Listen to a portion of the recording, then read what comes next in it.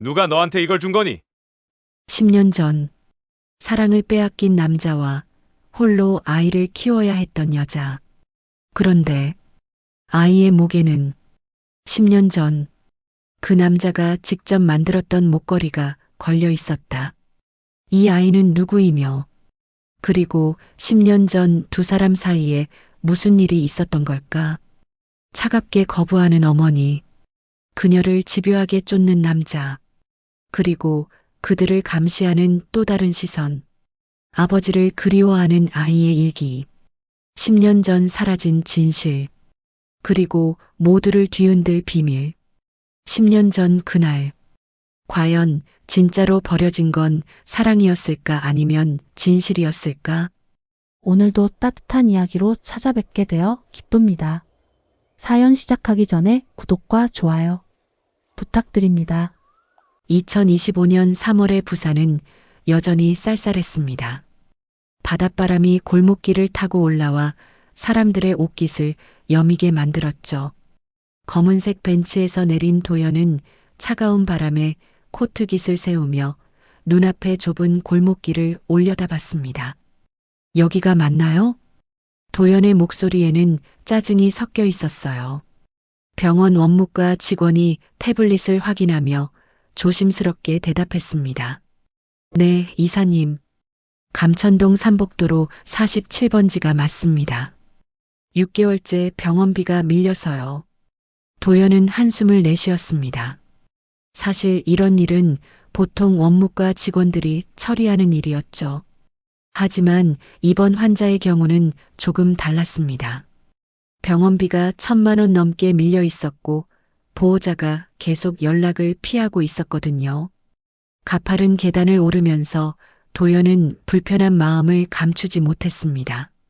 42살의 나이에 병원 이사라는 직책까지 올랐지만 이런 가난한 동네는 처음이었어요.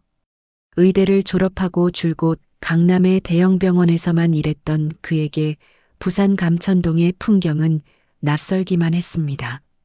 좁은 골목길 양옆으로 다닥다닥 붙어 있는 집들, 녹슨 함석 지붕, 그리고 여기저기 널려 있는 빨래들.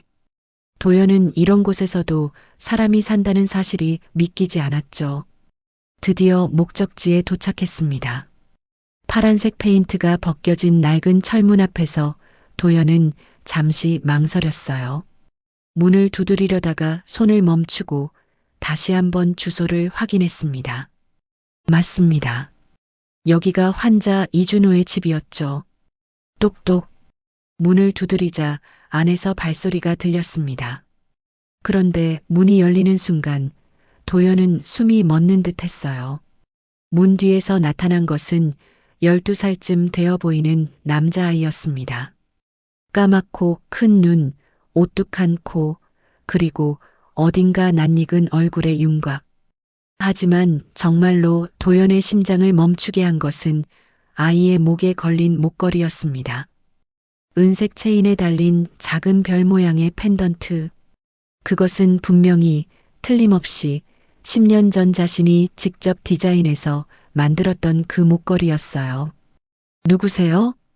준호의 목소리가 들려왔지만 도연은 대답할 수가 없었습니다. 목이 메어와서 아무 말도 나오지 않았죠. 손끝이 차갑게 떨리기 시작했고 가슴 한구석에서 묵직한 무언가가 올라왔습니다. 아저씨, 왜 그러세요? 준호가 고개를 갸웃거리며 물었어요. 도연은 겨우 정신을 차리고 명함을 꺼냈습니다. 아, 저는 한강의료재단 부산본원에서 나왔습니다. 이준호 환자 보호자분 계신가요? 그 순간 집안에서 여자의 목소리가 들려왔습니다. 준호야, 누구니? 그 목소리를 듣는 순간 도연의 온몸에 전율이 흘렀어요. 10년이 지났지만 절대 잊을 수 없는 목소리였습니다. 발소리가 가까워지고 마침내 그녀가 모습을 드러냈을 때 도연은 뒤로 한 걸음 물러섰죠. 박서연. 한때 그가 온 마음을 다해 사랑했던 여자가 그곳에 서 있었습니다. 하지만 10년 전의 모습과는 많이 달라져 있었어요. 한때 윤기가 흘렀던 긴 머리는 짧게 잘려 있었고 맑았던 얼굴에는 세월의 흔적이 깊게 새겨져 있었습니다. 무엇보다 그녀의 눈빛이 달라져 있었죠. 따뜻하고 부드러웠던 눈빛은 온데간데였고 차갑고 날카로운 시선만이 남아 있었어요. 서연도 도연을 알아봤습니다. 그녀의 얼굴이 순간 굳어졌고 본능적으로 준호를 자신의 뒤로 끌어당겼죠. 왜 여기 오신 거죠? 서연의 목소리는 얼음처럼 차가웠습니다. 도연은 떨리는 목소리를 겨우 가다듬었어요. 병원비 때문에 왔습니다. 6개월이나 밀려서. 알겠습니다. 조금만 더 시간을 주세요. 서연이 문을 닫으려 했지만 도연은 무의식적으로 문을 잡았습니다. 서연 씨. 도연이 겨우 입을 열었지만 서연의 차가운 시선이 그의 말을 막았습니다. 그 호칭도 필요 없어요. 전 이준호 환자 보호자입니다. 준호가 엄마와 낯선 아저씨를 번갈아 보며 눈을 크게 떴어요. 엄마, 이 아저씨 아는 사람이야? 서연이 아들의 어깨를 잡으며 안으로 밀어 넣었습니다. 아니야. 병원에서 온 분이야. 방에 들어가서 숙제해. 준호가 방으로 들어가자 서연은 도연과 일정한 거리를 유지한 채 서 있었어요. 그녀의 표정은 무언가를 경계하는 고양이처럼 날카로웠습니다. 우리 삶에 관여하지 마세요. 그 목걸이는. 도연이 말을 꺼내자 서연의 얼굴이 더욱 굳어졌어요. 무슨 말씀이신지 모르겠네요. 분명히 내가 만든. 병원비 이야기만 하세요. 다른 건 필요 없습니다. 도연은 숨이 막히는 것 같았습니다. 준호의 목에 걸린 그 목걸이, 아이의 얼굴에서 본 익숙한 무언가, 모든 것이 그에게 무언가를 말해주고 있었지만 확신할 수는 없었어요. 병원비는 다음 주까지 준비하겠습니다. 이제 가주세요. 서연이 문을 닫으려 하자 도연이 문틀을 잡으며 물었습니다. 그 목걸이, 어떻게 내 아이가 갖고 있는 거지? 서연이 잠시 멈춰섰습니다. 그녀의 손이 문 손잡이를 꽉 쥐고 있었고 관절이 하얗게 변할 정도였어요. 하지만 돌아보지는 않았습니다. 그런 질문 2번 다시 하지 마세요. 쾅! 문이 닫히는 소리가 골목길에 메아리 쳤습니다. 도연은 한동안 그 자리에 서서 닫힌 문을 바라봤어요. 발걸음을 떼기가 쉽지 않았습니다. 10년 전 어머니의 반대로 헤어져야 했던 첫사랑. 그리고 방금 본 그 목걸이와 아이의 얼굴. 도연은 차갑게 식은 손을 주머니에 넣고 천천히 계단을 내려갔습니다. 차로 돌아오는 길 원무과 직원이 조심스럽게 물었어요. 이사님 괜찮으세요? 안색이 안 좋으신데. 괜찮습니다. 도연은 차창 밖을 바라보며 대답했지만 전혀 괜찮지 않았어요. 준호의 맑은 눈빛과 목에 걸린 그 목걸이가 자꾸만 떠올랐습니다. 무엇보다 서연의 차가운 경계심이 마음에 걸렸죠. 벤츠가 감천동을 빠져나가면서 도연은 생각에 잠겼습니다. 그 목걸이가 왜 거기 있는 건지, 준호라는 아이는 누구인지 확인해야 할 것들이 너무 많았어요. 하지만 서연의 단호한 거부 앞에서 섣불리 움직일 수는 없었습니다. 그래도 한 가지는 확실했어요. 이대로 끝낼 수는 없다는 것. 어떻게든 다시 그들을 만나야겠다는 결심이 서서히 굳어졌습니다. 하지만 그것이 얼마나 복잡한 일이 될지, 그리고 그 끝에 어떤 진실이 기다리고 있을지, 그때의 도연은 아직 알지 못했습니다.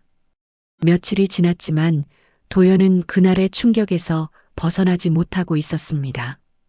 병원 이사실의 큰 창문 앞에 서서 부산 시내를 내려다보며 생각에 잠겨 있었어요. 손에 든 커피는 이미 차갑게 식어 있었죠. 그 목걸이가 계속 눈앞에 아른거렸습니다. 10년 전 자신이 직접 디자인해서 만든 별 모양 펜던트. 세상에 단 하나뿐인 그 목걸이를 왜 준호라는 아이가 걸고 있었을까요? 서연은 왜 그렇게 차갑게 자신을 밀어냈을까요? 비서가 문을 두드리는 소리에 도연은 정신을 차렸습니다. 이사님, 한서린 씨가 로비에서 기다리고 계십니다. 도연은 한숨을 내쉬었어요. 서린과의 약속을 완전히 잊고 있었습니다. 재벌가 딸이자 자신의 약혼녀인 서린은 지각을 용납하지 않는 성격이었죠. 올라오라고 해주세요. 잠시 후 명품 정장을 입은 서린이 들어왔습니다. 그녀의 표정은 언제나처럼 완벽했지만 눈빛에는 불만이 서려 있었어요. 오빠 요즘 이상해. 연락도 잘 안 되고. 미안. 병원 일이 좀 복잡해서. 서린이 도연의 책상 위에 놓인 서류들을 훑어봤습니다. 그 중에서 감천동 주소가 적힌 메모를 발견하고 눈살을 찌푸렸어요. 감천동? 거기 왜 가? 환자 관련 일이야. 도연이 서둘러 메모를 치웠지만 서린의 의심스러운 눈빛은 거두어지지 않았습니다. 32살의 나이에도 불구하고 그녀의 직감은 무섭도록 예리했죠. 혹시 다른 여자 있는 거 아니야? 무슨 소리야? 그럴 리가. 도연은 애써 웃어 보였지만 마음 한구석이 불편했습니다. 서연이 다른 여자라고 할 수 있을까요? 10년 전에 끝난 사이인데도 왜 자꾸 마음이 흔들리는 걸까요? 그날 오후 도연은 다시 감천동으로 향했습니다. 이번에는 혼자였어요. 병원 차도 타지 않고 택시를 탔죠. 왜인지 모르겠지만 꼭 다시 가봐야 할 것 같았습니다.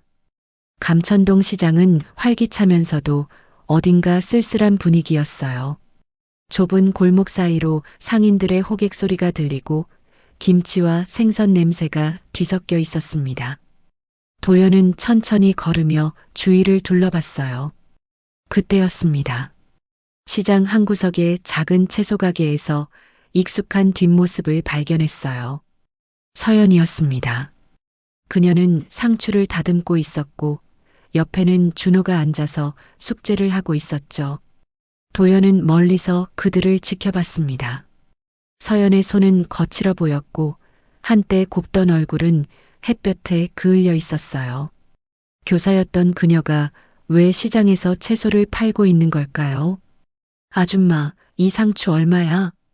나이 든 손님이 다가와 물었습니다. 서연이 고개를 들어 미소를 지었어요. 3,000원이에요, 어르신. 아침에 직접 따온 거라 싱싱해요. 2,000원에 줘. 어르신, 그건 좀. 에이, 장사 안 되는데 뭘 그래. 손님이 돌아서려 하자 서연이 급하게 불렀습니다. 알겠어요. 2,000원에 드릴게요.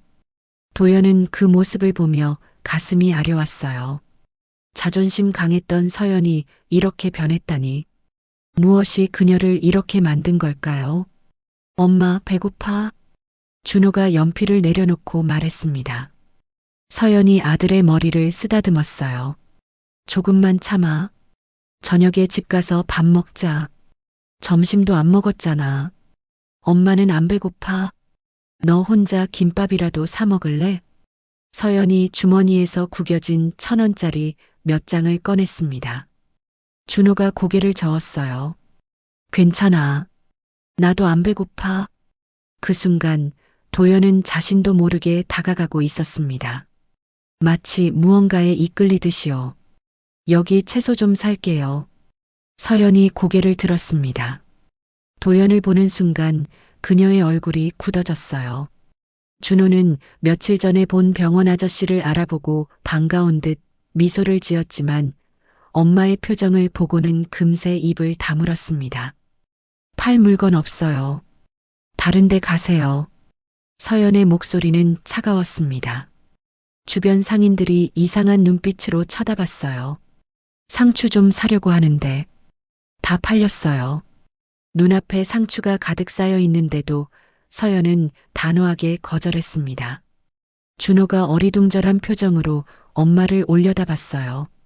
엄마, 상추 여기 있는데. 준호야, 잠깐 저기 가서 물 좀 떠와. 서연이 아들을 보내고 나서 도연을 똑바로 바라봤습니다. 그녀의 눈에는 경고가 담겨 있었어요. 왜 또 오신 거예요? 그냥 우연히 지나가다가 우연히 감천동 시장을 지나가요? 병원 이사님이 도연은 할 말을 찾지 못했습니다. 사실 자신도 왜 여기 왔는지 명확하게 설명할 수 없었어요. 우리 삶에 관여하지 마세요. 부탁이 아니라 경고예요. 서연아, 나는 그 이름으로 부르지 마세요. 우리는 남남이에요. 10년 전에 끝난 사이고요. 도연이 한 발 다가서려 하자 서연이 뒤로 물러섰습니다. 병원비는 꼭 갚을게요. 한 달만 더 시간을 주세요. 그리고 다시는 여기 오지 마세요. 왜 이렇게 사는 거야? 교사 일은? 서연의 얼굴이 잠시 흔들렸지만 곧 다시 차가운 표정으로 돌아왔어요. 당신이 알 필요 없어요. 그때 준호가 물병을 들고 돌아왔습니다. 아이는 두 어른 사이에 긴장감을 느끼고 조심스럽게 엄마 옆에 섰어요. 엄마, 이 아저씨 인사 안 해도 돼. 곧 가실 거야. 서연의 단호한 말에 준호는 입을 다물었습니다. 하지만 목에 걸린 목걸이를 만지작거리는 아이의 모습이 도연의 시선을 끌었어요. 햇빛에 반짝이는 별 모양 펜던트가 10년 전 기억을 떠올리게 했습니다. 그 목걸이. 도연이 말을 꺼내자 서연이 재빨리 준호를 뒤로 밀었어요. 가세요. 제발. 서연의 목소리에는 간절함이 묻어났습니다. 도연은 더 이상 머물 수 없었어요. 무거운 발걸음으로 돌아서는데 준호의 작은 목소리가 들려왔습니다. 엄마, 저 아저씨 누구야? 왜 자꾸 우리를 보러 와? 몰라도 되는 사람이야. 서연의 대답이 도연의 가슴을 후벼 팠습니다. 정말 그럴까요? 자신은 정말 그들에게 몰라도 되는 사람일까요? 하지만 준호의 목에 걸린 그 목걸이는 분명 무언가를 말하고 있었어요. 시장을 빠져나오면서 도연은 뒤를 돌아봤습니다. 서연은 다시 상추를 다듬고 있었고 준호는 숙제에 집중하고 있었어요. 평범한 모자의 일상처럼 보였지만 도연에게는 너무나 특별한 장면이었습니다. 택시를 타고 병원으로 돌아가는 길, 도연은 계속 생각했어요. 왜 서연은 그렇게 자신을 밀어내는 걸까? 준호는 정말 누구의 아이일까? 그리고 자신은 왜 이렇게 그들에게 끌리는 걸까? 핸드폰이 울렸습니다. 설인이었어요. 오빠 어디야? 저녁 약속 잊은 거 아니지? 아, 미안. 지금 가고 있어. 정말 요즘 이상해. 무슨 일 있으면 말해. 도연은 대답하지 못했습니다. 어떻게 설명해야 할까요? 10년 전에 헤어진 여자와 그녀의 아들이 자꾸 떠오른다고, 그 아이가 혹시 자신의 아들일지도 모른다고 말할 수 있을까요? 그날 밤 도연은 설인과의 저녁 식사 내내 딴 생각을 했습니다. 준호의 맑은 눈빛과 서연의 차가운 거절이 번갈아 떠올랐어요. 무언가 해야 할 것 같은데 무엇을 어떻게 해야 할지 알 수가 없었습니다. 집으로 돌아온 도연은 서랍 깊은 곳에서 오래된 사진첩을 꺼냈어요. 10년 전 서연과 함께 찍은 사진들이 그대로 있었습니다. 행복했던 시절의 두 사람이 환하게 웃고 있었죠. 마지막 사진은 목걸이를 선물하던 날 찍은 것이었습니다. 서연의 목에 걸린 별 모양 펜던트가 선명하게 보였어요. 그리고 이제 그 목걸이는 준호의 목에 걸려 있었습니다. 도연은 사진을 들고 한참을 바라봤어요. 진실이 무엇이든 이대로 모른 척할 수는 없을 것 같았습니다. 하지만 서연의 차가운 경고가 계속 귓가에 맴돌았죠. 우리 삶에 관여하지 마세요. 그래도 도연은 포기할 수 없었습니다. 아니, 포기하고 싶지 않았어요. 무언가가 자신을 계속 그들에게로 이끌고 있었으니까요. 일주일이 지났습니다.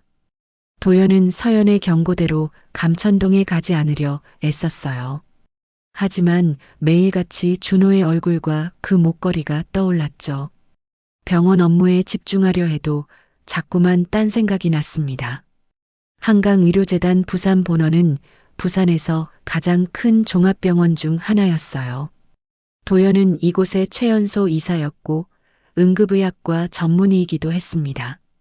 보통은 이사실에서 행정 업무를 보지만 일주일에 한두 번은 응급실에서 직접 진료를 했죠. 그날도 오전 내내 이사실에서 회의를 마치고 오후에는 응급실로 내려갔습니다. 의사 가운을 입고 응급실을 둘러보던 중이었어요.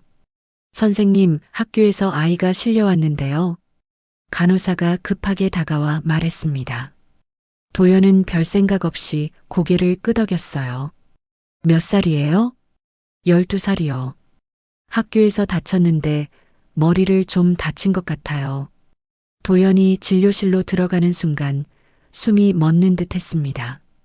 침대에 누워있는 아이는 준호였어요.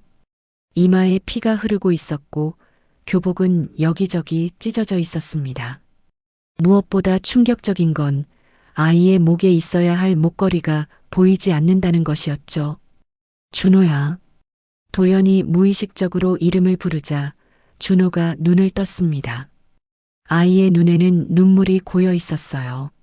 아저씨, 병원 아저씨다. 준호가 도연을 알아보고 작게 중얼거렸습니다. 도연은 떨리는 손으로 아이의 상처를 살폈어요. 이마의 상처는 깊지 않았지만 팔과 다리에도 멍이 들어 있었습니다. 무슨 일이야? 누가 이렇게 만든 거니? 준호가 고개를 돌렸어요. 대답하고 싶지 않은 것 같았습니다. 그때 담임 선생님이 헐레벌떡 뛰어들어왔어요. 준호야, 괜찮니? 선생님이 늦어서 미안해. 젊은 여교사는 당황한 표정이었습니다. 도연이 물었어요. 학교에서 무슨 일이 있었나요? 선생님이 한숨을 쉬며 설명했습니다. 아이들이 준호를 괴롭혔어요. 아빠 없는 애라고 놀리면서요. 도연의 가슴이 철렁 내려앉았습니다. 아빠 없는 애. 그 말이 날카로운 칼처럼 가슴을 파고들었어요. 그래서 싸운 건가요? 아니요, 준호는 맞기만 했어요. 반항도 안 하고. 그런데 아이들이 준호 목걸이를 빼앗으려고 했대요. 그때 처음으로 저항했다가 이렇게. 목걸이. 도연의 눈빛이 달라졌습니다. 목걸이를 빼앗았다고요? 네, 김민수라는 아이가 가져갔대요. 엄마가 준 거라고 울면서 돌려달라고 했는데도 준호가 갑자기 울음을 터뜨렸어요. 목걸이. 엄마가 준 목걸이인데 돌려받아야 해요. 아이의 울음소리가 응급실에 울려 퍼졌습니다. 도연은 가슴이 찢어지는 것 같았어요. 자신이 만든 목걸이를 지키려다 다친 아이. 혹시 자신의 아들일지도 모르는 아이가 이렇게 상처받고 있었던 겁니다. 준호야, 아저씨가 꼭 찾아줄게. 도연이 아이의 머리를 쓰다듬으며 말했습니다. 준호가 눈물 젖은 눈으로 도연을 올려다봤어요. 정말요? 꼭 찾아주실 거예요? 약속해. 그때 응급실 문이 벌컥 열리며 서연이 뛰어들어왔습니다. 얼굴이 하얗게 질려 있었어요. 준호야. 서연이 아들을 안으려 했지만 도연을 보고는 멈칫했습니다. 순간 두 사람의 시선이 마주쳤어요. 왜 당신이 여기? 제가 담당 의사입니다. 도연이 차분하게 대답했지만 속은 전혀 차분하지 않았어요. 서연은 잠시 망설이다가 준호에게 다가갔습니다. 엄마 목걸이를 빼앗겼어. 미안해. 준호가 엄마를 보며 또 울기 시작했어요. 서연이 아들을 꼭 안았습니다. 괜찮아. 목걸이는 다시 찾을 수 있어. 내가 다치지 않은 게 중요해. 하지만 서연의 눈에도 눈물이 맺혀 있었습니다. 그 목걸이가 얼마나 소중한지 그녀도 알고 있었던 거예요. 도연이 조용히 말했습니다. 제가 학교에 가서 찾아오겠습니다. 서연이 고개를 들어 도연을 바라봤어요. 거절하려는 듯 했지만 준호가 먼저 말했습니다. 아저씨가 찾아준다고 약속했어요, 엄마. 서연은 한숨을 내쉬려다 멈췄습니다. 눈가가 살짝 흔들렸지만 곧 고개를 숙이며 말을 삼켰습니다. 아들의 기대에 찬 눈빛과 도연의 진심 어린 표정 사이에서 갈등하는 것 같았어요. 상처 치료를 마친 후 도연은 담임 선생님과 함께 학교로 향했습니다. 교실에 들어서자 아이들이 웅성거렸어요. 선생님이 김민수를 불렀습니다. 민수야, 준호 목걸이 가져왔지? 통통한 남자아이가 시큰둥하게 대답했어요. 그냥 장난이었는데요. 장난? 친구를 때리고 물건을 빼앗는 게 장난이야? 도연이 앞으로 나섰습니다.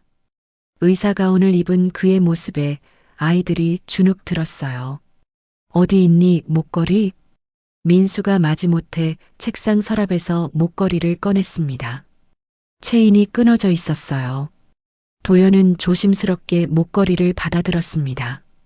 10년 전 자신이 직접 만든 그 목걸이가 이렇게 망가진 채로 돌아왔어요. 왜 준호를 괴롭혔니? 도연이 차분하지만 단호한 목소리로 물었습니다. 민수가 볼멘 소리로 대답했어요. 걔는 아빠도 없으면서 뭐가 그렇게 잘난 척이에요. 가난한 주제에. 그래서 혼내줬어요. 근데 목걸이 때문에 반항해서 도연의 손이 떨렸습니다. 분노가 치밀어 올랐지만 겨우 참았어요.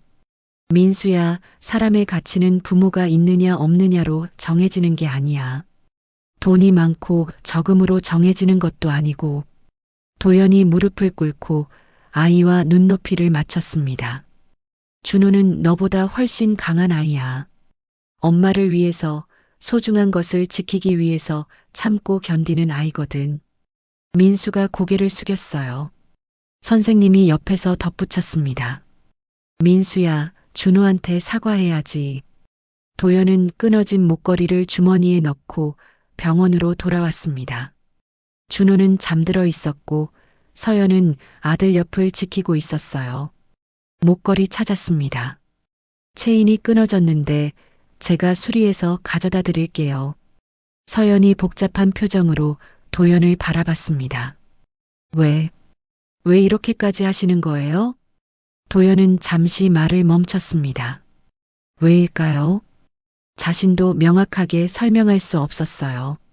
하지만 준호가 다친 모습을 보는 순간 가슴 깊은 곳에서 무언가가 울부짖었습니다. 이 아이를 지켜야 한다고, 보호해야 한다고. 그냥 준호가 안쓰러워서요. 그것이 도연이 할 수 있는 최선의 대답이었습니다. 서연은 더 이상 묻지 않았어요. 그날 밤 도연은 집에서 혼자 목걸이를 수리했습니다. 끊어진 체인을 정성스럽게 이어붙이면서 10년 전을 떠올렸어요. 이 목걸이를 만들던 날, 서연에게 선물하던 날, 그녀가 얼마나 기뻐했는지. 그리고 이제 그 목걸이는 준호의 것이 되어 있었습니다. 아이가 목숨처럼 지키려 했던 그 목걸이. 도연은 처음으로 눈물이 흘렀어요. 혹시 정말로 준호가 자신의 아들이라면 10년 동안 아버지 없이 자란 아이의 마음은 얼마나 아팠을까요? 오늘처럼 아빠 없다고 놀림받을 때마다 얼마나 상처받았을까요? 도연은 수리된 목걸이를 들고 한참을 바라봤습니다. 별 모양 펜던트가 불빛에 반짝였어요. 이제는 더 이상 모른 척할 수 없을 것 같았습니다. 진실이 무엇이든 준호와 서연을 그냥 두고 볼 수는 없었어요. 하지만 여전히 서연의 차가운 거부가 벽처럼 서 있었고 약혼녀 서린과의 관계도 정리해야 했습니다. 무엇보다 준호가 정말 자신의 아들인지 확실하지 않았어요. 그래도 오늘 하나는 분명해졌습니다. 준호를 지키고 싶다는 마음. 그것만은 확실했어요. 수리된 목걸이를 돌려준 다음 날부터 도연은 자신도 모르게 준호와 서연 주변을 맴돌기 시작했습니다. 병원 업무를 마치고 나면 발걸음이 자연스럽게 감천동으로 향했어요. 하지만 직접 나서지는 않았습니다. 멀리서 지켜보기만 했죠. 그러던 어느 토요일 오후였습니다. 준호의 학교에서 학부모 간담회가 열린다는 소식을 들었어요. 도연은 망설이다가 결국 학교로 향했습니다. 물론 학부모 자격은 아니었죠. 병원에서 학교 보건 프로그램을 지원한다는 명목이었습니다. 강당에는 학부모들이 빼곡히 모여 있었어요. 서연도 구석 자리에 앉아 있었습니다. 낡은 외투를 입고 조용히 앉아 있는 그녀의 모습이 다른 학부모들과 대조적이었죠. 오늘은 학급 운영비에 대해 논의하겠습니다. 담임 선생님이 말을 시작했습니다. 몇몇 학부모들이 손을 들었어요. 선생님, 우리 반의 형편이 어려워서 준비물도 제대로 못 가져오는 애가 있다면서요? 통통한 아주머니가 말했습니다. 바로 민수 엄마였어요. 그런 애 때문에 다른 애들이 피해보는 건 아닌가요? 서연의 얼굴이 붉어졌습니다. 분명 준호를 겨냥한 말이었거든요. 하지만 그녀는 고개를 숙이고 있을 뿐이었어요. 그리고 말인데요. 아빠도 없는 애가 우리 애들한테 나쁜 영향을 주는 것 같아요. 또 다른 학부모가 거들었습니다. 서연의 손이 떨리기 시작했어요. 일어서려다가 다시 주저앉았습니다. 그때였습니다. 강당 뒤쪽에서 누군가 일어섰어요. 도연이었습니다. 실례합니다만 방금 하신 말씀 다시 한번 설명해 주시겠습니까? 도연의 차분하지만 단호한 목소리에 모두가 뒤를 돌아봤습니다. 깔끔한 정장에 의사 가운을 걸친 그의 모습에 학부모들이 웅성거렸어요. 누구세요? 민수 엄마가 물었습니다. 한강의료재단 부산본원 이도연 이사입니다. 학교 보건 프로그램 관련해서 왔다가 우연히 듣게 되었는데요. 도연이 앞으로 걸어 나왔습니다. 서연은 놀란 눈으로 그를 바라봤어요. 아이의 가치를 부모의 유무나 경제력으로 판단하신다는 건가요? 아니, 그게 아니라 제가 의사로서 많은 아이들을 봐왔습니다. 부유한 가정의 아이들도 가난한 가정의 아이들도요. 하지만 아이의 품격은 부모의 지갑이 아니라 부모의 품성에서 나옵니다. 도연의 목소리가 강당에 울려 퍼졌습니다. 한부모 가정이라고 해서 문제가 있다고 생각하신다면 그건 편견입니다. 오히려 혼자서 아이를 키우며 고군분투하는 부모님들이야말로 존경받아야 하지 않을까요? 민수 엄마가 얼굴을 붉혔어요. 그래도 준비물도 못 가져오고 준비물을 못 가져오는 게 그 아이의 잘못인가요? 아니면 우리 사회가 그런 아이를 도와주지 못하는 게 잘못인가요? 도연이 학부모들을 둘러보며 말했습니다. 병원에서 학용품 지원 프로그램을 시작하겠습니다. 형편이 어려운 학생들을 위해서요. 그리고 한 가지 더 말씀드리자면 도연의 시선이 민수 엄마에게 향했어요. 며칠 전 제가 이 학교 응급 환자를 치료했습니다. 이준호라는 학생이었죠. 그 아이는 자신을 괴롭히는 아이들에게 맞으면서도 반항하지 않았습니다. 왜 그랬을까요? 강당이 조용해졌습니다. 엄마를 걱정시키고 싶지 않아서였습니다. 그런 아이가 나쁜 영향을 준다고요? 오히려 배워야 할 점이 많은 아이 아닐까요? 서연의 눈에 눈물이 맺혔습니다. 고개를 숙인 채 조용히 눈물을 닦았어요. 담임 선생님이 마이크를 잡았습니다. 이사님 말씀이 맞습니다. 준호는 성실하고 착한 학생이에요. 오히려 다른 아이들이 준호를 본받아야 할 점이 많습니다. 간담회가 끝난 후 서연은 빠르게 학교를 빠져나갔습니다. 도연은 멀찍이서 그녀를 따라갔어요. 서연이 골목길에서 멈춰 섰습니다. 왜 그러신 거예요? 뒤돌아보지 않고 서연이 물었습니다. 도연이 조심스럽게 다가섰어요. 그냥 듣고 있을 수가 없었어요. 우리와 상관없는 일이잖아요. 상관없지 않아요. 도연의 목소리가 떨렸습니다. 하지만 더 이상은 말하지 못했어요. 서연이 돌아섰습니다. 그녀의 눈은 붉어져 있었죠. 고맙지만 이러지 마세요. 준호가 혼란스러워해요. 혼란스러워하는 건 저도 마찬가지예요. 두 사람의 시선이 마주쳤습니다. 10년의 시간이 그들 사이에 놓여 있었지만 어떤 감정은 여전히 남아있는 것 같았어요. 그래도 정말 고마워요. 서연이 작게 인사하고 돌아섰습니다. 도연은 그녀의 뒷모습을 한참 바라봤어요. 며칠 후 시장에서 또 다른 일이 일어났습니다. 서연이 채소를 팔고 있을 때 취한 남자가 다가왔어요. 야, 여기 상추 싱싱해. 남자의 말투가 불량했습니다. 서연이 조심스럽게 대답했어요. 네, 아침에 따온 거예요. 에이, 시들시들한데? 1,000원에 줘. 죄송하지만 그건 너무. 남자가 좌판을 걷어찼습니다. 채소들이 바닥에 쏟아졌어요. 서연이 놀라서 뒤로 물러섰죠. 뭐야? 장사하기 싫어? 그때 누군가 남자의 어깨를 잡았습니다. 도연이었어요. 그는 우연히 지나가다가 이 광경을 목격한 거였습니다. 손님, 진정하시죠. 뭐야, 당신은? 지나가는 사람입니다. 그런데 여기서 이러시면 곤란합니다. 도연이 떨어진 채소들을 주워 담으며 말했어요.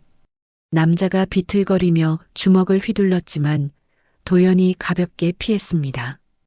경찰 부르겠습니다. 도연이 핸드폰을 꺼내자 남자는 욕을 하며 자리를 떴어요. 주변 상인들이 안도의 한숨을 쉬었습니다. 고맙습니다. 서연이 작게 인사했어요. 도연은 묵묵히 바닥에 떨어진 채소들을 주었습니다. 이런 일이 자주 있어요? 가끔요.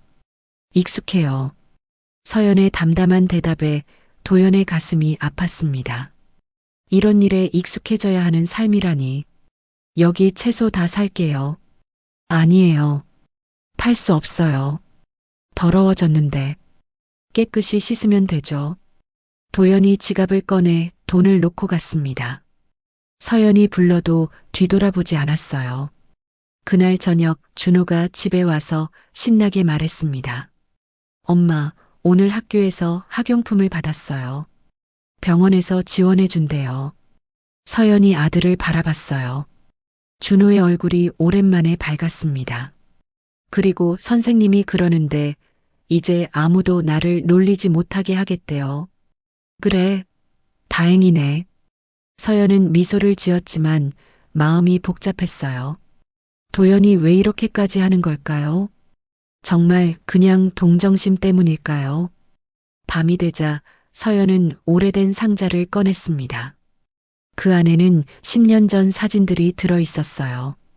도연과 함께 찍은 사진들. 행복했던 시절의 기록들이었죠. 마지막 사진은 임신 사실을 알게 된 날 찍은 것이었습니다. 아직 도연에게 말하기 전이었죠. 그날 병원에서 나와 도연을 찾아갔다가 그가 다른 여자와 있는 것을 보고 돌아섰던 기억이 떠올랐어요. 서연은 사진을 다시 상자에 넣었습니다. 과거는 과거일 뿐이었어요. 하지만 왜 자꾸 마음이 흔들리는 걸까요? 한편 도연은 병원 이사실에서 준호의 서류를 보고 있었습니다. 출생 기록, 병원 기록, 학교 기록. 하지만 아버지라는 모두 비어 있었어요. 정말 내 아이일까?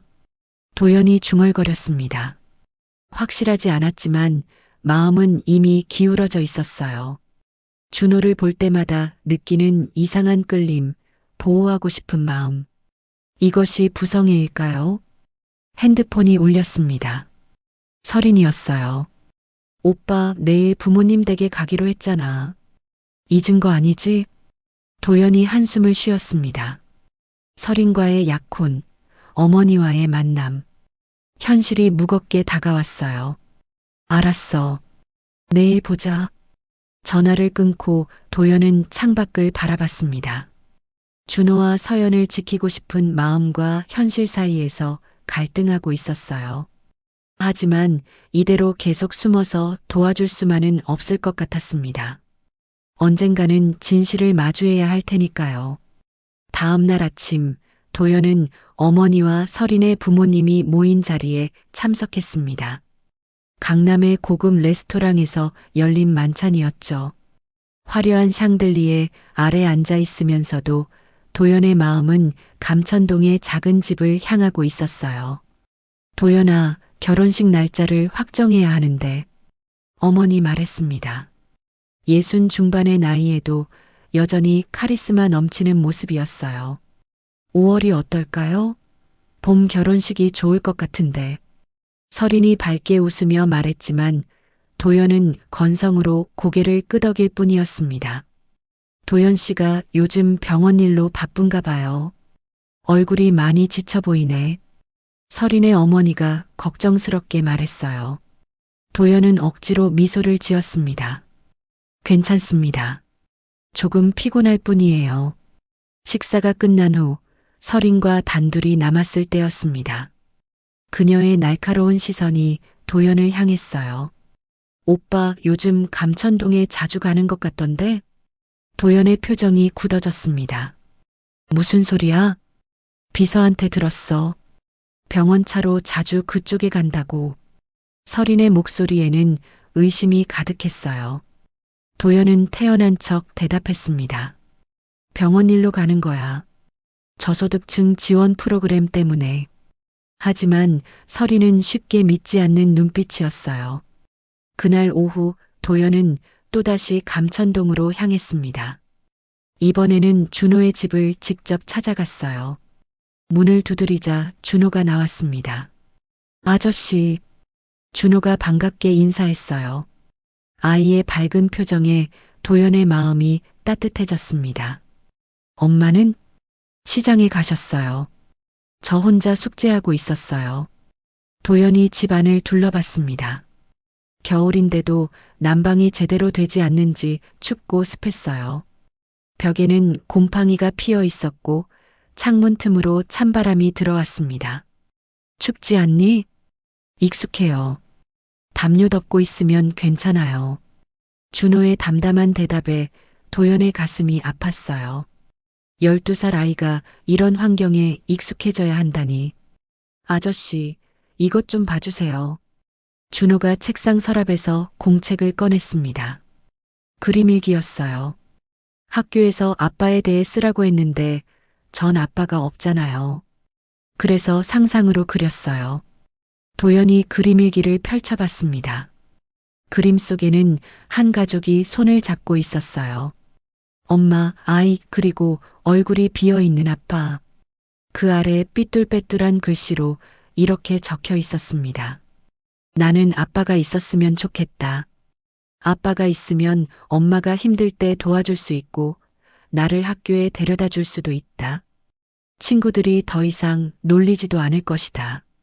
아빠는 어떤 사람일까? 나는 아빠랑 살고 싶다. 도연의 눈가가 뜨거워졌습니다. 손이 미세하게 떨렸어요. 이 아이가 얼마나 아버지를 그리워했을까요? 준호야, 정말 아빠가 있었으면 좋겠니? 준호가 고개를 끄덕였어요. 엄마는 아빠 이야기를 안 해요.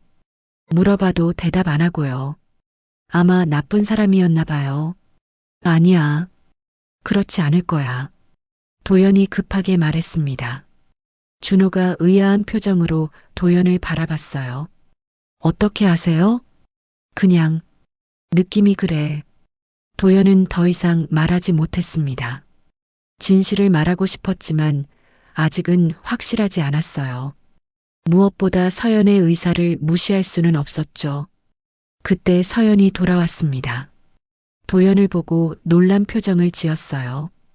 왜 또 오셨어요? 병원비 문제로 왔습니다. 도연이 서류를 꺼냈어요. 병원에서 지원 프로그램을 검토했는데 절반 정도는 지원이 가능할 것 같습니다. 나머지는 3년에 걸쳐 분납하시면 됩니다. 서연의 표정이 복잡해졌습니다. 부담이 줄긴 했지만 여전히 갚아야 할 돈이 남아 있었죠. 그래도 감사합니다. 하지만 빚이 남아 있으니 어떻게든 제가 갚겠습니다. 서연은 짧게 고개를 숙였지만 눈빛에는 여전히 무거운 책임감이 남아 있었습니다. 도연은 주머니에서 명함을 꺼냈습니다. 그리고 한 가지 더 있습니다. 집수리업체 연락처인데 필요 없어요. 서연이 단호하게 거절했습니다. 준호가 이런 환경에서 계속 지내면 건강에 문제가. 우리 일은 우리가 알아서 합니다. 이미 충분히 도와주셨잖아요. 서연의 목소리에는 경계심이 가득했어요. 도연은 명함을 테이블에 놓았습니다. 혹시 마음이 바뀌시면 연락하세요. 병원 지원으로 처리할 수 있습니다. 안 할 겁니다. 서연이 잘라 말했지만 준호가 기침을 하는 소리에 잠시 흔들리는 표정을 지었어요. 도연이 일어서려다가 다시 앉았습니다. 서연 씨, 혹시 왜 교사를 그만두신 건지. 그건 개인적인 일이에요. 서연이 단호하게 대답했습니다. 그녀의 눈빛에는 아픔이 스쳐 지나갔지만 더 이상 설명하지 않겠다는 강한 의지가 담겨 있었습니다. 도연은 묻고 싶었지만 결국 입을 다물었습니다.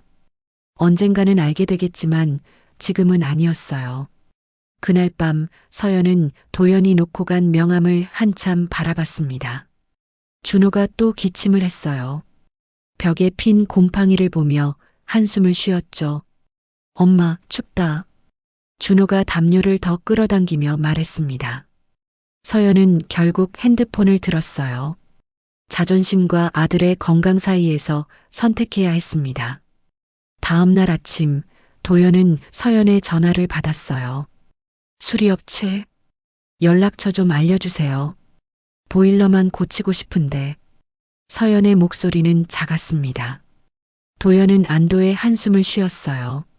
벽 곰팡이도 심각합니다. 아이 건강이 안 좋아요. 아니요. 보일러만 고치면 됩니다. 다른 건 필요 없어요. 서연의 목소리에는 여전히 단호함이 담겨 있었어요. 하지만 준호의 기침을 떠올리며 최소한 보일러만은 고치기로 한 것이었습니다. 제가 직접 보내드리겠습니다. 비용은 제가 낼게요.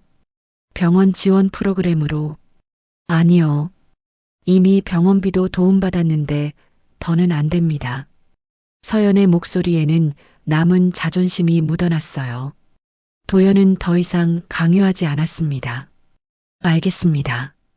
오늘 오후에 보일러 기사 보내드리겠습니다. 전화를 끊고 도연은 수리업체에 연락했습니다.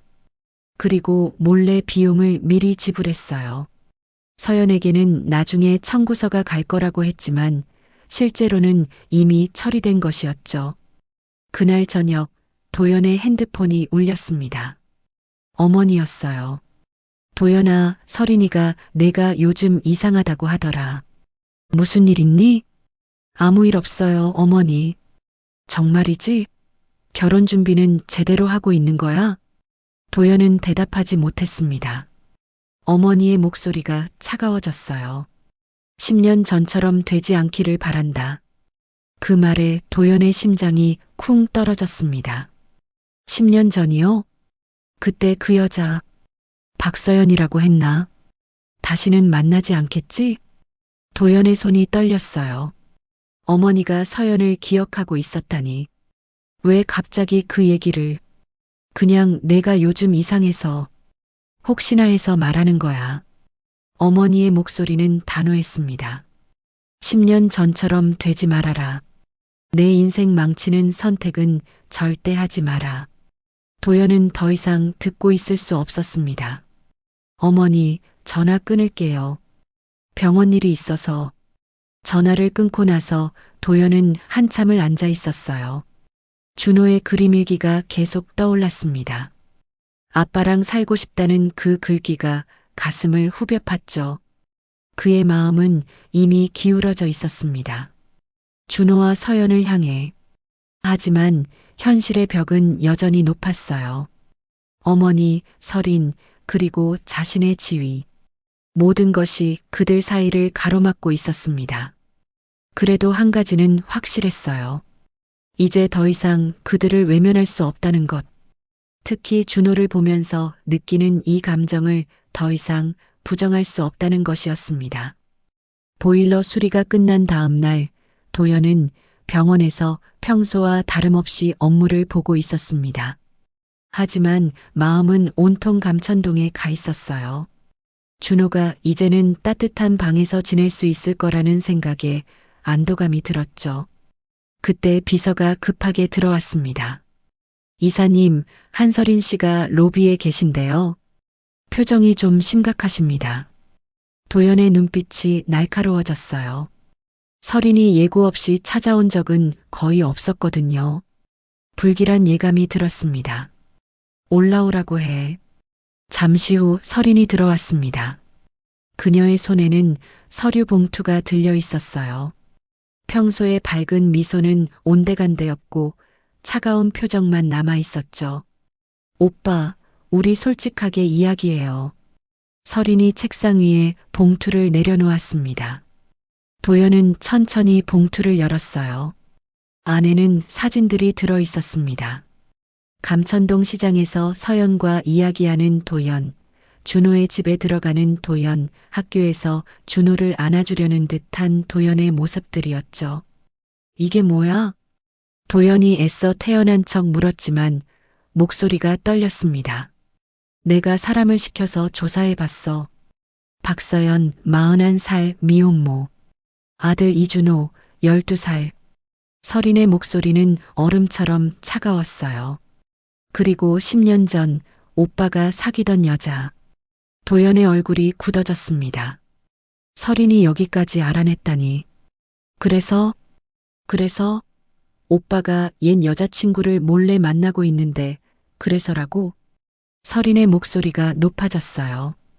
분노가 폭발하기 직전이었습니다. 그 아이 설마 오빠 아들이야? 도연은 대답하지 못했습니다. 확실하지 않은 일을 말할 수는 없었어요. 하지만 침묵이 오히려 긍정으로 받아들여졌죠. 말도 안 돼. 결혼 2달 전에 이런 일이 있다니. 서린이 주먹을 쥐었습니다. 손톱이 손바닥을 파고들 정도로 세게 쥐고 있었어요. 서린아, 오해야. 그냥 환자 가족이고. 거짓말하지 마. 환자 가족한테 집까지 수리해주고 병원비도 대신 내주고. 서린이 또 다른 서류를 꺼냈어요. 병원 회계 기록이었습니다. 병원 지원 프로그램이라고 했지만 실제로는 오빠 개인 돈으로 처리한 거잖아. 도연은 할 말을 잃었습니다. 서린이 이렇게까지 파헤칠 줄은 몰랐어요. 2달만 기다려. 결혼하고 나서 설명할게. 설명? 무슨 설명? 오빠한테 숨겨둔 아이가 있다는 설명? 서린의 눈에서 눈물이 흘렀습니다.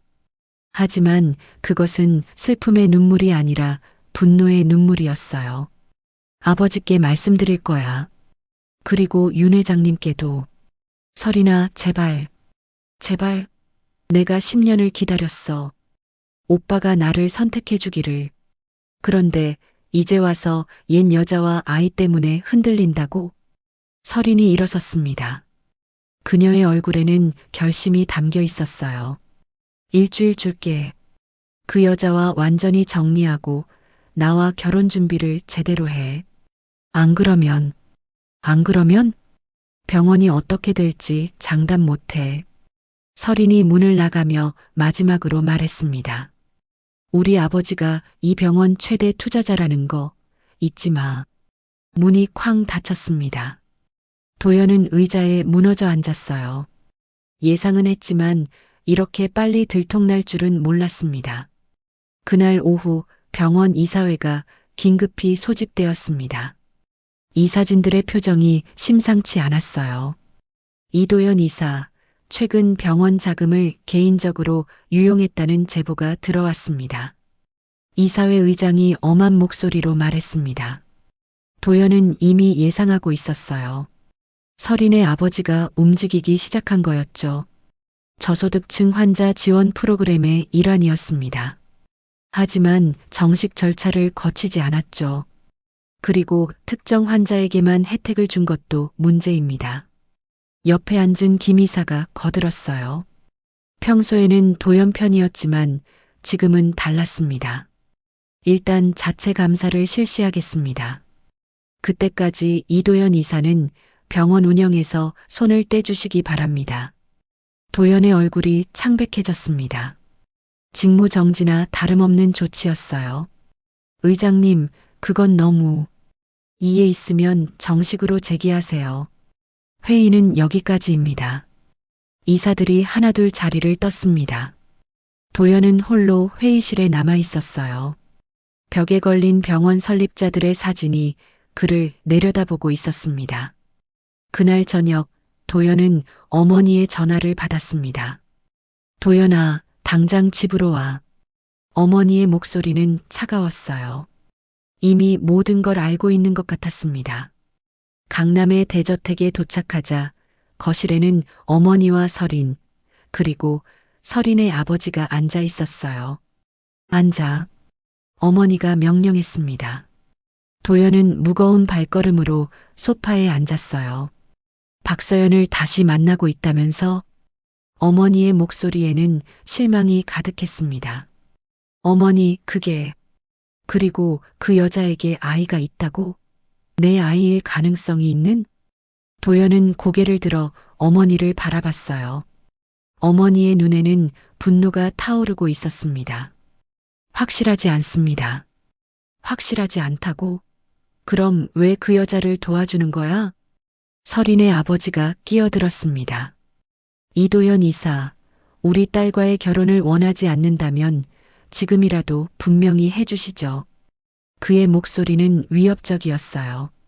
단 그렇게 되면 병원은 물론이고 당신 개인적으로도 큰 타격을 입을 겁니다. 도연의 손이 떨렸습니다. 모든 것이 무너져 내리는 것 같았어요. 일주일 드리겠습니다. 그 안에 결정하세요. 우리와 함께할 것인지 아니면 모든 걸 잃을 것인지. 설인의 아버지가 일어섰습니다. 설인도 따라 일어났어요. 그녀의 눈에는 아직도 분노가 남아 있었습니다. 오빠, 현명한 선택하길 바라. 두 사람이 나간 후 어머니와 도연만 남았습니다. 긴 침묵이 흘렀어요. 어머니, 실망이다, 도연아. 어머니의 목소리에 처음으로 슬픔이 묻어났습니다. 10년 전에도 그랬지. 그때도 그 여자 때문에 모든 걸 포기하려 했어. 그때 어머니가 서연에게 뭐라고 하셨어요? 도연이 물었습니다. 어머니가 잠시 침묵했어요. 돈을 줬어. 떠나라고. 내 미래를 망치지 말라고. 그래서 서연이 떠난 거였군요. 도연의 목소리에 허탈함이 묻어났습니다. 어머니가 한숨을 쉬었어요. 그때는 그게 최선이었어. 지금도 마찬가지야. 하지만 준호는 그 아이가 정말 내 아이라는 증거라도 있니? 도연은 대답하지 못했습니다. 증거는 없었어요. 단지 마음이 그렇게 믿고 있을 뿐이었죠. 일주일이야. 그 안에 정리해. 안 그러면 나도 너를 포기할 수밖에 없어. 어머니가 자리를 떴습니다. 도연은 홀로 거실에 앉아 있었어요. 핸드폰이 울렸습니다. 서연이었어요. 보일러 고쳐주셔서 감사해요. 준호가 이제 따뜻하다고 좋아해요. 서연의 목소리는 전보다 부드러웠습니다. 하지만 도연은 웃을 수 없었어요. 다행이네요. 목소리가 안 좋으신데 무슨 일 있어요? 도연은 잠시 망설였습니다. 모든 걸 말하고 싶었지만 그럴 수 없었어요. 아니에요. 그냥 피곤해서. 그럼 푹 쉬세요. 그리고 정말 고마워요. 전화가 끊어졌습니다. 도연은 핸드폰을 내려놓고 창밖을 바라봤어요. 선택의 시간이 다가오고 있었습니다. 준호와 서연을 선택하면 모든 걸 잃게 될 것이고 현실을 선택하면 그들을 영원히 잃게 될 것입니다. 어느 쪽도 쉽지 않은 선택이었어요. 시한이 사흘 남았을 때였습니다. 도연은 밤새 뜬 눈으로 고민했지만 답을 찾지 못했어요. 병원에도 가지 못한 채 집에만 있었죠. 그런데 아침 일찍 서연에게서 전화가 왔습니다. 도연 씨, 혹시 시간 되세요? 급한 일이 있어서. 서연의 목소리가 평소와 달랐어요. 불안과 초조함이 묻어났습니다. 도연은 즉시 감천동으로 향했죠. 서연의 집에 도착했을 때 거실에는 큰 여행 가방들이 놓여 있었습니다. 준호는 구석에 앉아 울고 있었고 서연은 서둘러 짐을 싸고 있었어요. 무슨 일이에요? 도연이 놀라서 물었습니다. 서연이 잠시 손을 멈추고 돌아봤어요. 그녀의 얼굴은 창백했고 눈가는 부서 있었습니다. 어제 이상한 사람들이 찾아왔어요. 우리 집을 조사하고 준호 학교까지 갔다고. 서연의 목소리가 떨렸습니다. 그리고 이걸 놓고 갔어요. 서연이 봉투를 건넸습니다. 안에는 사진들이 들어 있었어요. 도연이 서연과 준호를 돕는 모습들, 그리고 경고문이 적혀 있었죠. 이 동네를 떠나라. 안 그러면 더 큰 일이 생길 것이다. 도연의 얼굴이 굳어졌습니다. 서린의 아버지가 보낸 사람들이 분명했어요. 제가 처리하겠습니다. 떠나지 마세요. 안 돼요. 준호가 위험해질 수 있어요. 서연이 단호하게 말했습니다. 그녀는 이미 결심한 것 같았어요. 엄마, 왜 가야 해? 나 여기 좋은데. 준호가 울면서 말했습니다. 아이는 왜 갑자기 떠나야 하는지 이해하지 못했어요. 준호야, 엄마가 설명할게. 우리는 잠깐만요. 도연이 서연의 말을 막았습니다. 그의 눈빛이 달라졌어요. 더 이상 숨기고 싶지 않았습니다. 더 이상 도망치고 싶지 않았어요.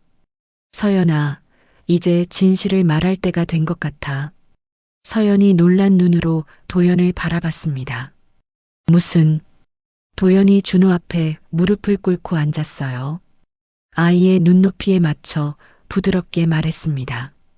준호야, 아저씨가 중요한 이야기를 해줄게. 준호가 눈물을 닦으며 도연을 바라봤어요. 도연의 손이 미세하게 떨리고 있었지만 눈빛만은 확고했습니다. 준호야. 도연이 깊은 숨을 들이쉬었어요. 심장이 터질 것처럼 뛰었지만 이제는 말해야 할 때였습니다. 내가 내 아빠야. 순간 시간이 멈춘 것 같았습니다. 준호의 큰 눈에서 눈물이 멈췄고 입이 살짝 벌어졌어요. 서연은 뒤로 비틀거리며 벽에 기댔습니다. 뭐라고요? 준호의 작은 목소리가 떨렸습니다. 믿을 수 없다는 표정이었어요. 내가 내 아빠야, 준호야. 미안해. 이제야 말해서. 도연의 눈에서 눈물이 흘렀습니다. 12년 만에 처음으로 아들 앞에서 아버지임을 고백하는 순간이었어요. 거짓말이에요. 준호가 갑자기 소리쳤습니다. 아이의 얼굴이 붉어졌어요. 아빠는 없다고 했어요. 엄마가 그랬어요. 왜 이제 와서? 준호가 주먹으로 도연의 가슴을 때렸습니다. 힘은 약했지만 그 안에 담긴 상처와 분노가 느껴졌어요. 왜 이제 와서 나타난 거예요? 왜 우리를 버렸어요? 준호의 울음소리가 집안에 울려 퍼졌습니다. 도연은 아이를 꼭 안았어요. 준호가 몸부림쳤지만 놓지 않았습니다. 미안해. 정말 미안해. 내가 너와 엄마가 있는 줄 몰랐어. 알았다면. 도연 씨, 그만하세요. 서연이 겨우 목소리를 냈습니다. 그녀도 울고 있었어요. 10년 동안 숨겨왔던 비밀이 이렇게 터져나온 것에 대한 복잡한 감정이 얼굴에 드러났죠. 왜 지금? 왜 하필 지금? 서연이 무너져 앉았습니다. 도연이 준호를 안은 채로 서연에게 다가갔어요. 서연아, 나도 방금 전까지 확신하지 못했어. 하지만 준호를 볼 때마다 느꼈어. 이 아이가 내 아들이라는 걸. 도연이 준호의 머리를 쓰다듬으며 말했습니다. 그리고 이제는 숨기고 싶지 않아. 내가 이 아이의 아버지라는 걸. 너희를 지키고 싶다는 걸. 준호가 도연의 품에서 빠져나와 엄마를 바라봤어요. 엄마, 정말이야? 이 아저씨가 정말 내 아빠야? 서연이 눈물을 닦으며 고개를 끄덕였습니다. 그래. 미안해, 준호야. 엄마가 숨겼어. 준호의 눈에서 또다시 눈물이 쏟아졌어요. 아이는 도연과 서연을 번갈아 보며 혼란스러워했습니다. 그럼 왜 같이 안 살았어? 왜 아빠는 우리랑 없었어? 도연이 준호의 손을 잡았습니다. 어른들의 복잡한 사정이 있었어. 하지만 이제는 달라질 거야. 내가 너희를 지킬게. 정말요? 이제 같이 살 수 있어요? 준호의 순수한 질문에 도연과 서연이 서로를 바라봤습니다. 현실은 여전히 복잡했어요. 설인과의 약혼, 어머니의 반대, 병원 문제까지. 준호야, 그건. 도연이 망설이는 순간 집 밖에서 발소리가 들렸습니다. 문이 거칠게 열리고 낯선 남자들이 들어왔어요. 박서연 씨죠? 같이 가셔야겠습니다. 정장을 입은 남자가 차갑게 말했습니다. 도연이 앞을 막아섰어요. 당신들 누구요?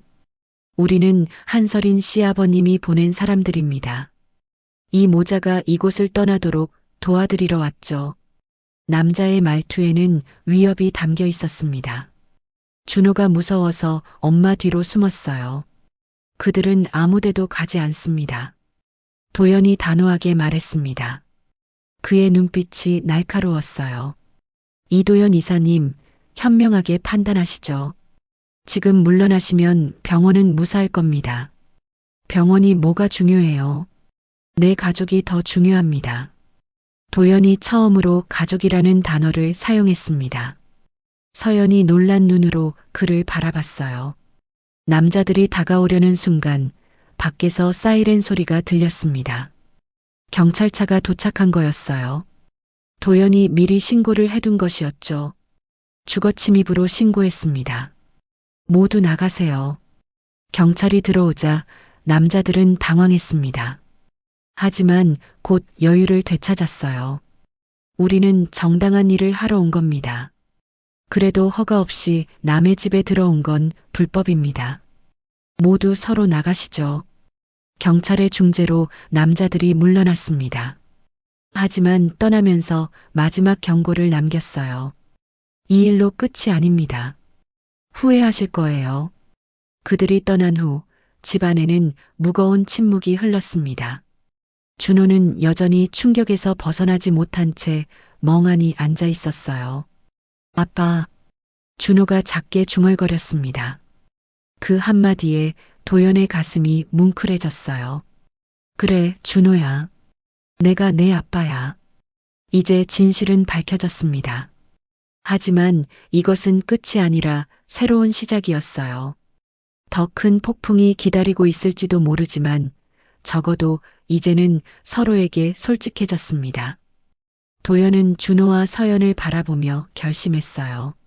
무슨 일이 있어도 이들을 지키겠다고. 이제 더 이상 숨지도 도망치지도 않겠다고. 진실이 밝혀진 다음 날 도연은 준호와 서연을 안전한 곳으로 옮기기로 했습니다. 감천동 집은 더 이상 안전하지 않았어요. 하지만 서연은 여전히 망설였습니다. 정말 괜찮을까요? 당신 어머니나 약혼녀분이. 서연의 목소리에는 불안이 가득했어요. 10년 전의 기억이 아직도 생생했거든요. 도연이 서연의 손을 잡았습니다. 이번엔 다를 거야. 내가 지킬게. 준호는 두 어른 사이에서 조심스럽게 물었어요. 아빠, 이제 정말 같이 살 수 있어요? 아빠. 그 호칭이 아직도 낯설었지만 도연의 가슴을 따뜻하게 만들었습니다. 그래, 곧 그렇게 될 거야. 하지만 현실은 그리 간단하지 않았어요. 도연의 핸드폰이 계속 울렸습니다. 어머니였죠. 결국 전화를 받을 수밖에 없었어요. 당장 집으로 와. 어머니의 목소리는 얼음처럼 차가웠습니다. 도연은 서연과 준호를 호텔에 머물게 하고 어머니를 찾아갔어요. 강남 대저택의 거실에는 어머니뿐만 아니라 서린과 그녀의 아버지, 그리고 병원 이사진 몇 명이 모여 있었습니다. 마치 재판정 같은 분위기였어요. 앉아라. 어머니가 명령했습니다. 도연은 무거운 발걸음으로 자리에 앉았어요. 박서연과 그 아이를 만났다면서? 네, 어머니. 그리고 그 아이는 제 아들입니다. 도연의 단호한 대답에 거실이 술렁거렸습니다. 서린의 얼굴이 일그러졌어요. 증거라도 있어? 어머니가 날카롭게 물었습니다. DNA 검사를 했니? 출생증명서라도 봤니? 그런 건 필요 없습니다. 저는 확신해요. 확신? 어머니가 비웃었습니다. 감정에 휘둘려서 모든 걸 망치려고? 내가 얼마나 많은 사람의 인생이 걸려 있는지 알아? 서린의 아버지가 서류를 테이블에 내려놓았어요. 이도연 이사, 이건 병원 주주들의 의견서입니다. 당신이 서린과의 결혼을 파기하면 즉시 이사직에서 해임될 겁니다. 도연의 손이 떨렸지만 눈빛은 흔들리지 않았어요. 내일 이사회에서 분명히 제 선택을 밝히겠습니다. 모두가 놀란 표정을 지었습니다. 어머니의 얼굴이 붉어졌어요. 뭐라고? 내일이면 아시게 될 겁니다. 서린이 일어섰습니다. 그녀의 눈에는 분노가 타오르고 있었어요. 오빠, 정신 차려. 병원이 무너지면 오빠뿐만 아니라 수백 명의 직원들이 일자리를 잃어. 그건 당신들이 만든 협박이잖아. 도연도 일어섰습니다. 병원을 인질로 삼아서 내 인생을 조종하려고? 더 이상은 안 돼. 어머니가 지팡이로 바닥을 쳤어요. 내가 지금 뭘 하는지 알고 있니? 우리 집안 명예를, 내가 평생 쌓아온 것들을 다 무너뜨리려고? 어머니의 명예요? 아니면 제 행복이요? 도연의 목소리가 높아졌습니다. 처음으로 어머니에게 반항하는 순간이었어요. 10년 전에도 어머니는 서연을 쫓아냈어요. 돈으로 매수해서. 그 결과 제 아들은 아버지 없이 자랐고 서연은 혼자 고생했습니다. 그게 다 너를 위해서였어. 어머니가 소리쳤습니다. 그 여자와 결혼했으면 내 미래는 끝이었어. 의사로서, 후계자로서 모든 게 끝났을 거야. 그래도 행복했을 겁니다. 도연의 말에 어머니가 말문이 막혔어요. 서린의 아버지가 개입했습니다. 이도연 이사, 마지막 기회를 드리죠. 내일까지 결정하세요. 우리와 함께 할 건지 아니면 모든 걸 잃을 건지. 도연은 더 이상 대답하지 않고 자리를 떴습니다. 뒤에서 어머니의 목소리가 들렸어요. 나가면 후회할 거야. 한편 준호는 호텔방에서 엄마와 함께 있었습니다. 아이는 계속 질문을 했어요. 엄마, 아빠는 왜 우리랑 같이 못 살았어? 서연이 아들을 안으며 말했습니다. 어른들의 복잡한 사정이 있었어. 이제는 같이 살 수 있는 거죠? 서연은 대답하지 못했습니다. 현실은 여전히 녹록지 않았거든요. 다음 날 준호는 학교에 갔습니다.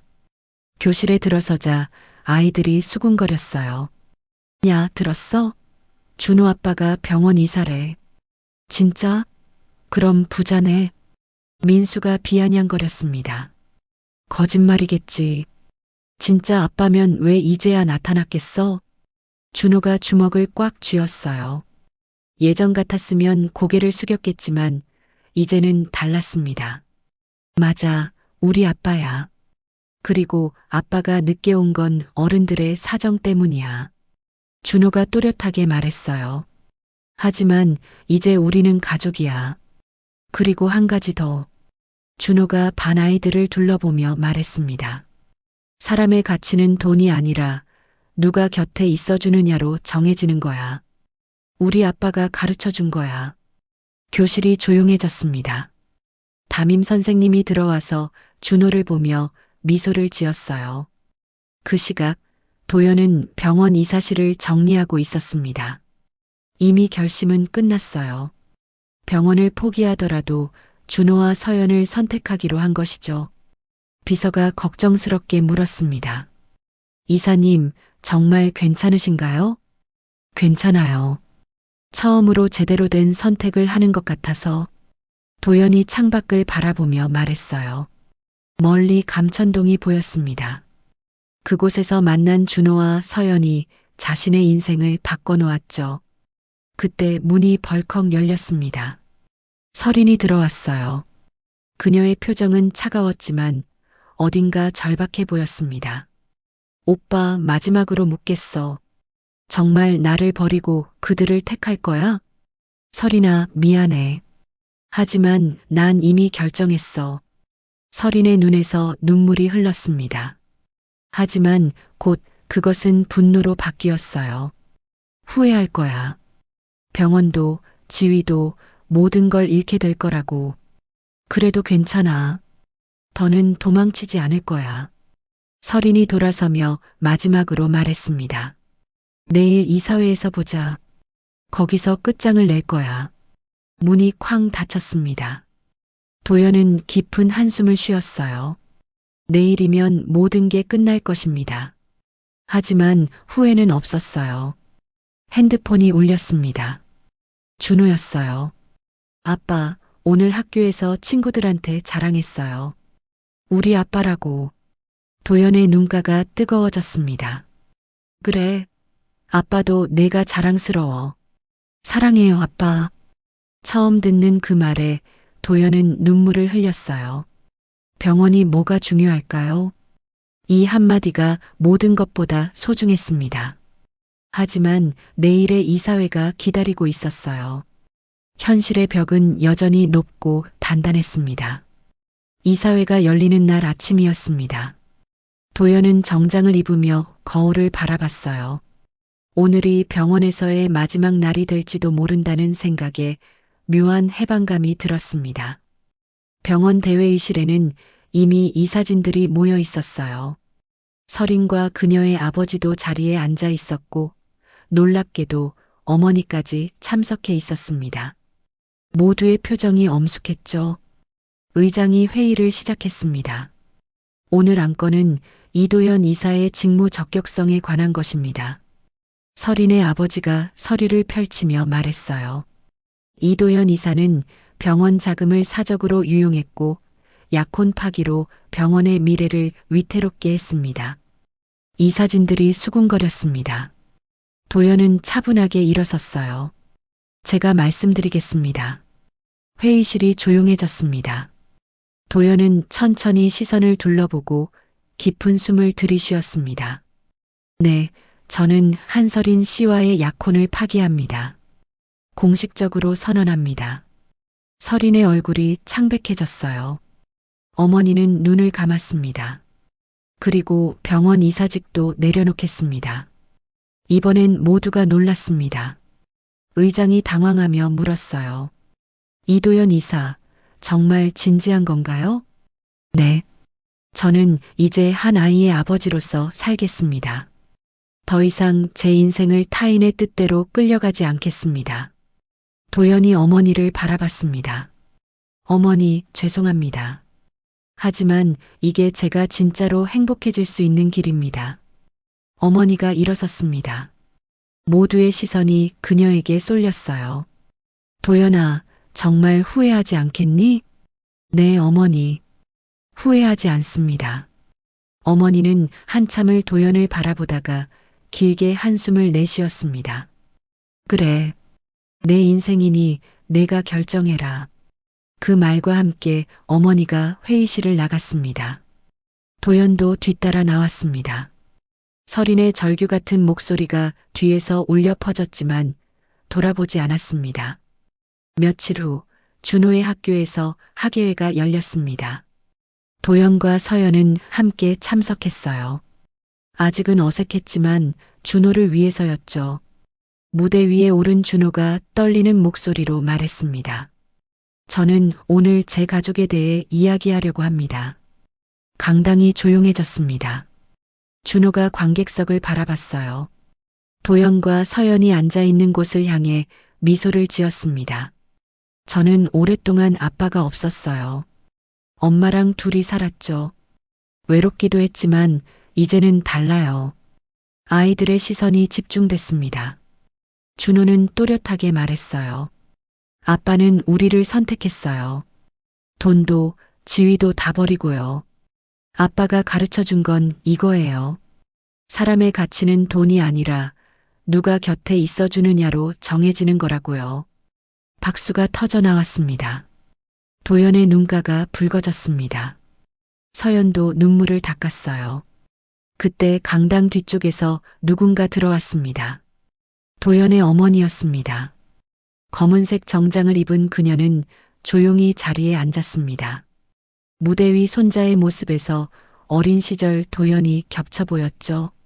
학예회가 끝난 후 어머니가 다가왔습니다. 준호는 조심스럽게 그녀를 바라봤어요. 내가 준호구나. 어머니의 목소리가 떨렸습니다. 주름진 손이 준호의 머리를 쓰다듬었습니다.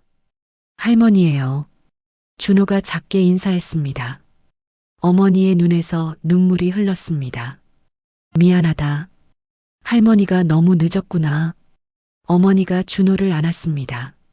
딱딱했던 모습은 사라지고 손자를 안고 우는 할머니만 있었습니다. 이제라도 만나서 다행이에요, 할머니. 준호의 말에 어머니는 더욱 꽉 안았습니다. 멀찍이서 지켜보던 도연과 서연도 눈시울이 붉어졌습니다. 도연아, 어머니가 아들을 불렀습니다. 미안하다. 내가 너무 고집이 셌구나. 어머니, 이 아이를 보니 알겠어. 내가 뭘 잃었는지. 10년이라는 시간을 허비했구나.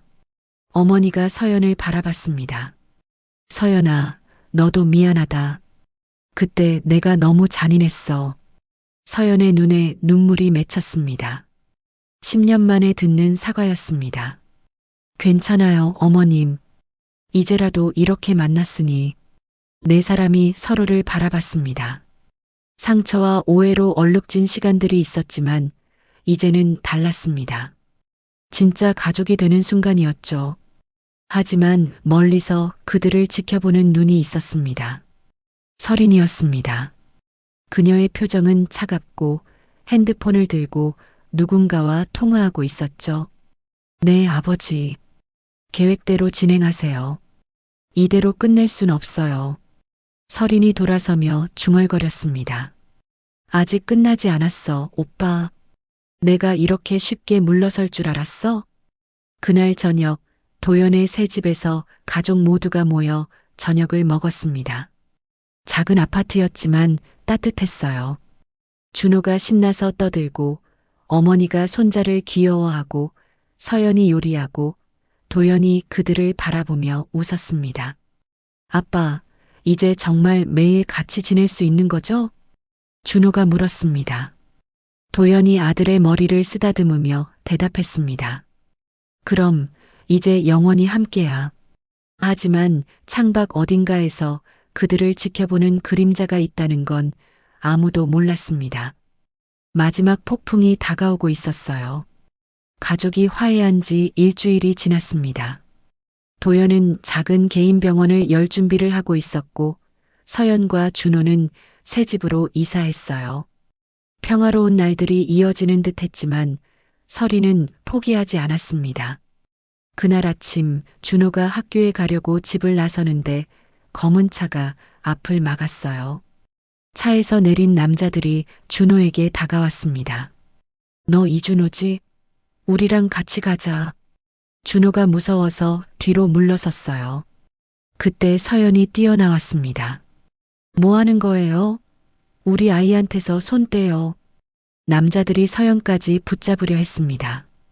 그 순간 한설인이 차에서 내렸어요. 그녀의 표정은 차갑고 단호했죠. 박서연 씨, 조용히 따라오시죠. 아이가 다치는 걸 원하지 않으면. 무슨 권리로 이러는 거예요? 서연이 소리쳤지만 남자들은 점점 다가왔습니다. 준호가 울기 시작했어요. 바로 그때 경찰 사이렌 소리가 들렸습니다. 여러 대의 경찰차가 도착했고 경찰들이 내려 현장을 포위했어요. 도연이 경찰과 함께 나타났습니다. 강제로 사람을 데려가려는 건 납치입니다. 모두 물러서세요. 경찰이 남자들을 제지했어요. 설인의 얼굴이 붉어졌습니다. 이도현, 이렇게까지 할 거야? 설인아, 이제 그만해. 이미 끝났어. 도연이 단호하게 말했습니다. 경찰이 설인에게 다가갔어요. 한설인 씨, 납치 미수 혐의로 동행해 주셔야겠습니다. 설인이 체포되는 모습을 보며 도연은 안타까움을 느꼈지만 이것이 필요한 일이었어요. 준호가 아빠에게 달려왔습니다. 아빠, 무서웠어요. 도연이 아들을 꼭 안아줬습니다. 서연도 다가와 세 사람이 포옹했어요. 이제 정말로 위협은 끝난 것 같았어요. 다음 날 도연은 기자회견을 열었습니다. 한강의료재단 부산본원 강당에는 수많은 기자들이 모였어요. 카메라 플래시가 터지는 가운데 도연이 연단에 섰습니다. 안녕하십니까? 전 한강의료재단 부산본원 이사였던 이도연입니다. 기자들이 조용해졌어요. 도연은 깊은 숨을 들이쉬고 말을 이었습니다. 저는 오늘 중요한 발표를 하려고 합니다. 병원은 재벌의 소유물이 아닌 시민과 환자의 울타리입니다. 기자들이 열심히 받아 적었어요. 도연의 목소리는 차분하지만 힘이 있었습니다. 저는 이사직을 사임했지만 의사로서의 소명은 버리지 않았습니다. 오늘부터 저소득층 환자 지원 기금을 설립하겠습니다. 화면에 프로젝트 계획이 떴어요. 구체적인 숫자와 계획들이 나타났죠. 그리고 공공의료주택 프로젝트를 시작하겠습니다. 의료 서비스가 필요한 저소득층 가족들이 병원 근처에서 저렴하게 거주할 수 있도록 하는 프로젝트입니다. 기자들 사이에서 감탄이 나왔습니다. 한 기자가 손을 들었어요. 이도연 씨, 자금은 어떻게 마련하실 건가요? 제 개인 재산과 뜻을 같이 하는 의료진들의 후원으로 시작하겠습니다. 작지만 의미 있는 변화를 만들고 싶습니다. 또 다른 기자가 물었습니다. 최근 한설인 씨와의 약혼 파기와 관련이 있나요? 도연이 잠시 침묵했다가 대답했어요. 저는 가족의 소중함을 깨달았습니다. 그리고 진정한 의사의 길이 무엇인지 다시 생각하게 됐습니다. 개인적인 일보다는 앞으로의 계획에 집중해 주셨으면 합니다. 기자회견이 끝난 후 많은 시민들이 도연의 결정을 지지했어요. SNS에는 응원 메시지가 쏟아졌고 여러 의료진이 프로젝트에 동참하겠다고 나섰습니다. 한 달 후 작은 교회에서 결혼식이 열렸습니다. 화려하지 않았지만 따뜻한 결혼식이었어요. 도연과 서연이 서로를 바라보며 서 있었고 준호가 반지를 들고 있었죠. 이도연 씨, 박서연 씨를 아내로 맞아 평생 사랑하고 지키겠습니까? 네, 맹세합니다. 도연의 목소리에는 확신이 담겨 있었어요. 박서연 씨, 이도현 씨를 남편으로 맞아 평생 함께하겠습니까? 네, 맹세합니다. 서연의 눈에는 눈물이 맺혀 있었습니다. 10년을 돌아 다시 만난 사랑이었어요. 준호가 꽃잎을 뿌리며 활짝 웃었습니다. 엄마, 아빠, 축하해요. 작은 교회에 모인 사람들이 박수를 쳤어요. 도연의 어머니도 손수건으로 눈물을 닦으며 박수를 보냈습니다. 이제 그녀는 진정한 할머니가 되어 있었죠. 결혼식 후 피로연은 소박했습니다. 감천동 시장 상인들, 병원 동료들, 그리고 준호의 친구들이 모였어요. 화려한 호텔 대신 작은 식당에서 열린 잔치였지만 진심이 담겨 있었습니다. 시장 아주머니가 서연에게 다가와 말했어요. 서연아, 정말 잘됐다. 고생 많았어. 감사해요, 아주머니. 서연이 눈물을 글썽이며 인사했습니다. 도연은 그런 아내를 따뜻하게 바라봤어요. 6개월이 지났습니다. 도연의 개인 병원은 작지만 알차게 운영되고 있었어요. 저소득층 환자들을 우선으로 진료하는 병원으로 소문이 났죠. 공공의료주택 프로젝트도 첫 건물이 완공되었습니다. 20가구가 입주했고 그 중에는 감천동에서 온 가족들도 있었어요.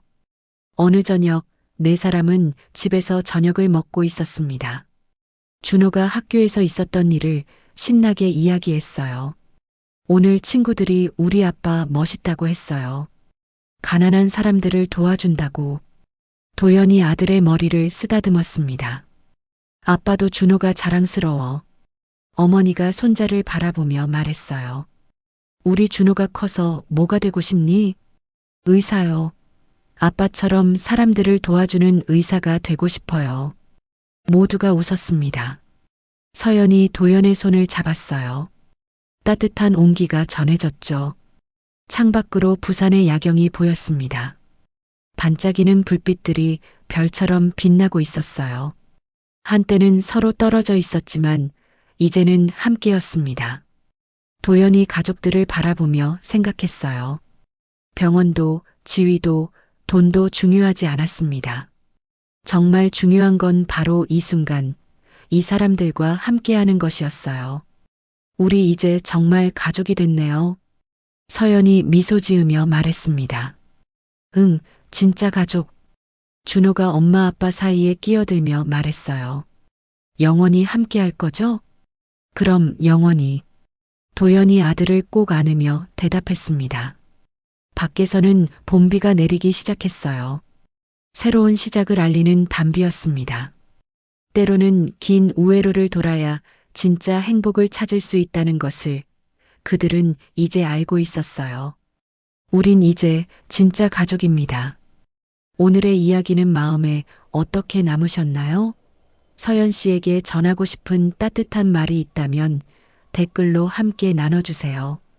여러분의 작은 응원이 모여 더 큰 감동이 됩니다.